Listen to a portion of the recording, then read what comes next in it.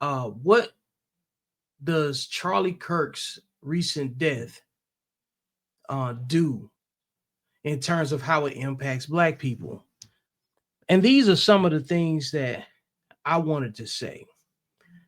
I do not condone extremism, and nobody said this yet, but I'm going to say it.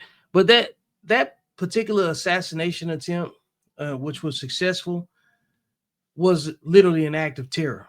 Okay, when Black people were getting targeted the same way by the FBI, and this is all documented public information. When Black people were getting targeted the same way, they called it assassinations. They called MLK's death and assassination, Malcolm X's death and assassination, RFK's death and assassination.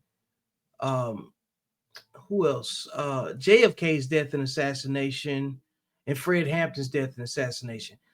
And we also lost a lot of people between the years of 1964 to present. I took a lot of time to think about this because I always compare the current era that we in, because people always say there's nothing new under the sun, history repeats itself, and all of the cliche language that people use to justify, why things should be desensitized, or why we should or shouldn't pay as much attention to certain topics or whatever. But then there comes a time that in your era of life where you're raising your children, if you got them, you got a spouse that you love dearly, and you want to be the best version of a man that it takes to honor the commitment to protecting those that have signed up for your protection. And when you see an event like that, and it doesn't have a face on it that looks like yours as it pertains to Black people, that should be an indication that you're not exempt. And history has always proven that men have been the main target of assassination attempts, especially when they have their own brand of delivering their message, regardless of who's offended or not. That's truly part of being a man, honestly. Being a man, being masculine, and it's about being assertive. It's about standing on your principles. It's about withstanding criticism and backing up what you say with things that can be easily sourced and learned from in your absence. Meaning, like, whether you're there or not, people can verify what you say.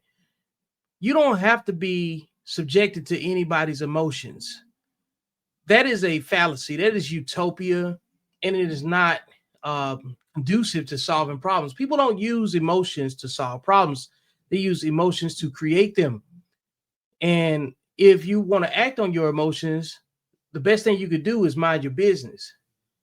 So with the death of Charlie Kirk and the way that he was killed in front of his family, in front of his supporters, in front of his daughters, to me, if we're going to talk about humanity and this popular conversation about how Black people are more peaceful than what we get credit for, there's a couple things you can do. You can mind your business and keep your opinion to yourself. You just stay out the way, and we could treat this as a learning opportunity, because if you write certain things, it could be insensitive, and I don't want to be insensitive to anybody. But I'm all about the truth. I'm all about the facts. I'm not about the sound bites. I will go back and find the context of something and look at it and say, hey, let me present this to you, and let's see how we can have a discussion about where this plays into where you currently feel. And the greatest miseducation about people in America based on race and education and economics and capitalism is that everybody else is miseducated about everybody else. And that's an opportunity to mind your business. I've had a change of mind over a period of about maybe I say 20 years easy, that things were better when we were before integration.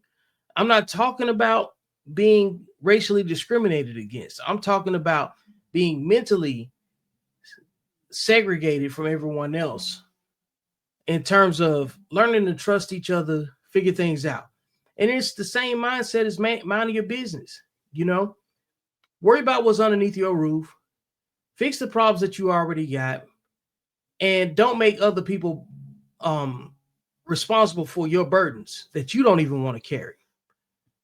Now, somebody can clip that up, take out of it whatever I said, but they can always come back to the original video. But we live in an era where people want their opinions fed to them, and they want to feel comfortable being in the conversation by replying and being involved in something that feels good.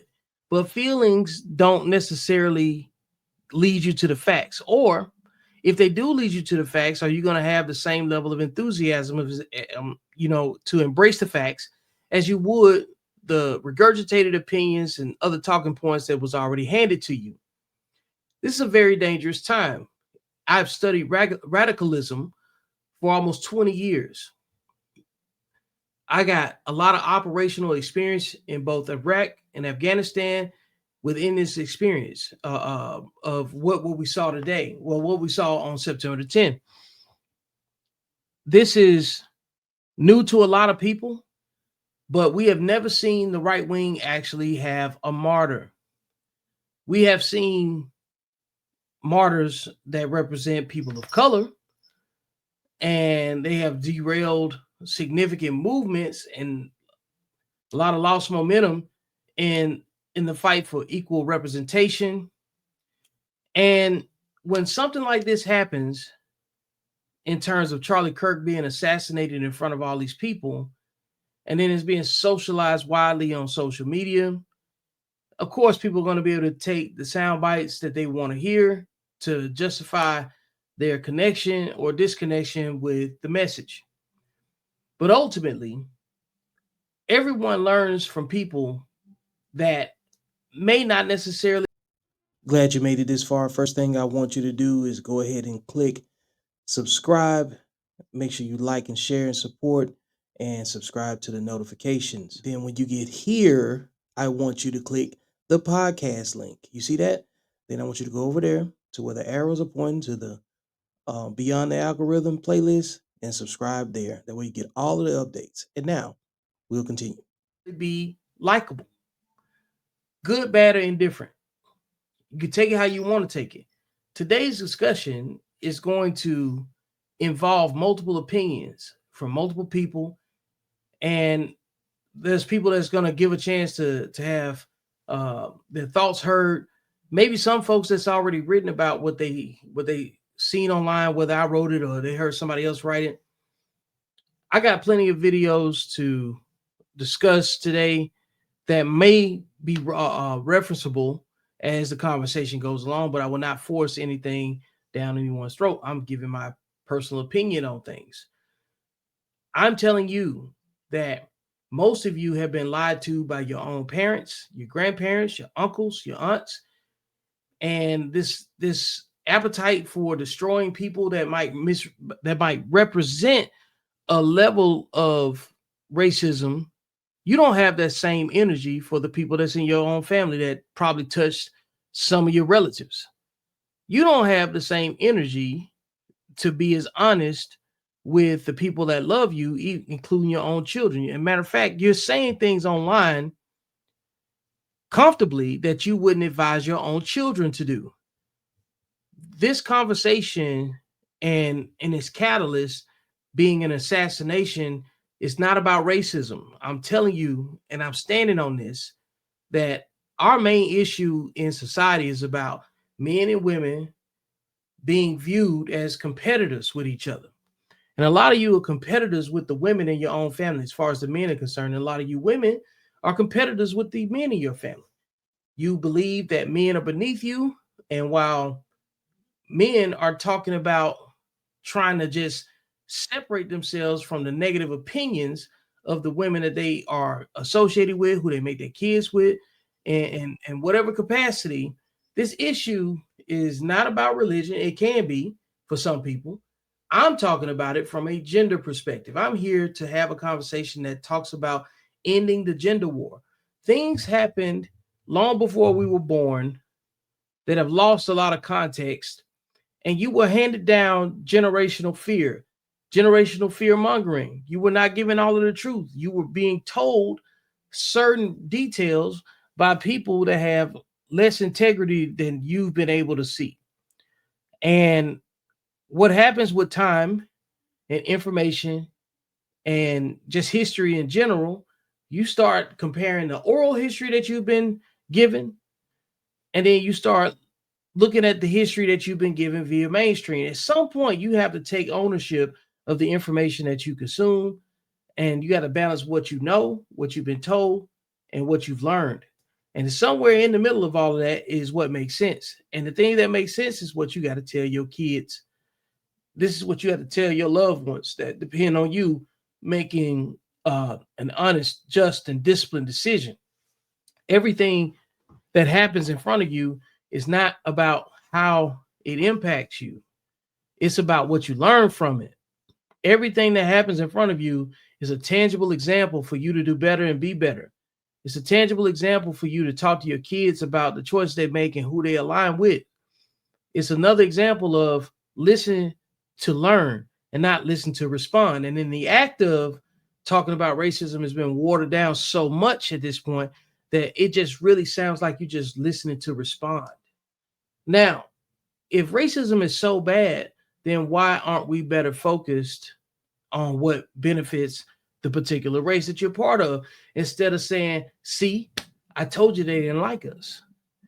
You don't see Dallas Cowboy fans caring about what's going on in the San Diego Chargers locker room or the LA Chargers locker room or any other team. You don't see people that are fans of a particular sport criticizing the validity of another sport. If you're so pro-black, then you only need to focus on things that benefit you as a black person. If your main point of discussion is always going to involve, well, what the other person is doing, different than the women that complain about all men when they don't have access to all men. All of this is a behavior. All of this is rooted in what we want to pay attention to. It's pointing the finger. And the men, I'm saying this, you cannot lead and blame at the same time. You cannot do both. The things that you guys complain about in the energy in which you complain about it, if you framed it to the point where if you dropped your kids off at school and you told them 3 things that they needed to pay attention to, and if they ignored those 3 things, you would have questions for them. And then they go to school, they do the 3 things you told them not to do. And then when you get a call from the teacher, and then you have to talk to your kids later on and say, why did you do the 3 things that I told you not to do? And then your kids look at you dead in your face like this and say, well, all the other white people were doing it. Why you didn't say anything to them? That's what you sound like. Deal with the people that you're responsible for. You cannot control the way other people react to things. All you can do is be informed, stay informed, and look at the pertinent pieces. Now, if you're looking for details and information that only confirm your bias, that's just the way you built. And now you have to explore, why do you think that way? Because feelings don't solve problems. Charlie Kirk's death is an indictment on the people that look like him. It is a right on right crime. There's a completely different tertiary conflict that's taking place that you guys have very limited information about. And if some of you do, you are the exception. But again, not everybody studies conflict. Most people are just prepared to react. So I say that in all sincerity. I say that with the most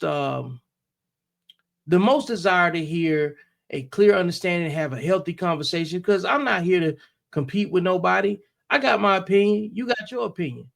And I just want to talk about things that we can actually solve as it pertains to folks that looks like us. And then I also want to say this is my hail and farewell from dealing with racial issues, because I also made a post the other day about this is my disconnect from racial conversations because all of us come from different backgrounds. So therefore, we are all different on an intellectual level. And that's no indictment to anybody. Okay. I've written about this in 3 different books in some way, shape, or form. And in my first book, I said we need reasonable Black people to be in the conversation about solving the problem.